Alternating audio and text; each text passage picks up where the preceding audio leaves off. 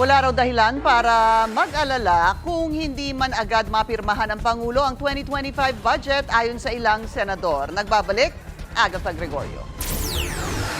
Maaari namang ayusin ang budget para sa 2025 sa susunod na taon na mismo.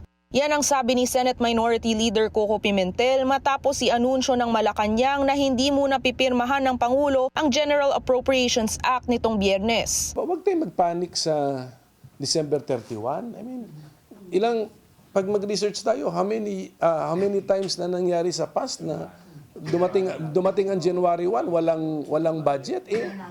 Okay naman. It's better to have an acceptable budget law than to have a budget law na inaangalan ng taong bayan just for the sake of having one before December 31. Hindi rin nababahala si Senate President Cheese Escudero sa pahayag ng palasyo. Aniya, may karapatan naman ang executive branch na aralin ang budget at mag-line item veto. Dagdag niya, bahagi ito ng legislative process. Para kay Senate Finance Committee Chairperson Grace Poe, indikasyon lamang ng isang healthy democracy ang pahayag ni Bersamin. Naniniwala rin daw siyang binibigyan ng Pangulo ng pinakamainam na payo ng kanyang economic managers sa gitna ng sitwasyon. Nabanggit din ni Pimentel ang papel ng pag-zero sa PhilHealth subsidy sa pag-aaral ngayon ng Pangulo ng pondo. Sa sign na sensitive ang palasyo sa sentimento ng taong bayan, sa mga reaction. Marami kasing mga nag-react eh.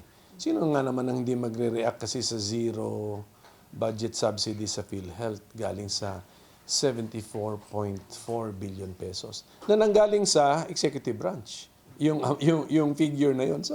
So even the president, siguro nagugulat din yung executive branch na. Matatandaan din na sinabi ni Pangulong Bongbong Marcos na gusto niyang maibalik ang nawalang 12 billion pesos mula sa Education Department. Kasi ang suspetya ko baka sa infrastructure ang merong line item veto sa DPWH budget para pababain, para hindi niya lalampasan si education. Kung mas mababa yan sa education sector na total budget, ibig sabihin compliant tayo sa Constitution where it is stated that education shall enjoy the highest budgetary priority. Kasama si Pimentel sa ilang senador na nag-no sa pagratipika ng BICAM report noong nasa Senate plenary ito. Para sa Agenda, Agatha Gregorio, Billionaire News Channel.